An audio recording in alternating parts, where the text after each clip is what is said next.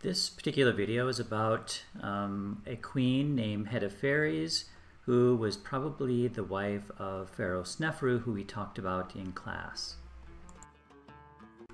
These pictures show what the covering of her tomb entrance showed. So what you're looking at on the left is some tightly packed stones that were put on the ground, and then when the archaeologists lifted that material up, they found larger stones. And it's interesting, this was actually discovered because one of the photographers was walking around and they actually accidentally tripped on some of the plaster. And here's what the channel looked like once they removed the stones. And here's what the tomb entrance looks like today, where modern archaeologists have put steps in because the path is fairly steep leading downwards. This is the archaeological drawing of the inside of the tomb, and what you're seeing is that when the tomb was actually built, a lot of materials just piled on top of each other. And on the next slide is an actual photograph of the inside of the tomb.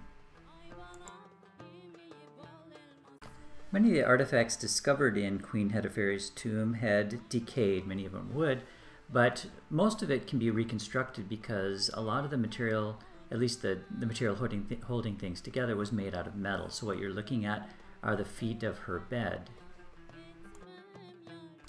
This is her bed canopy, and as I said, most of it was decayed, but you can put things back together just based on the metal that has survived.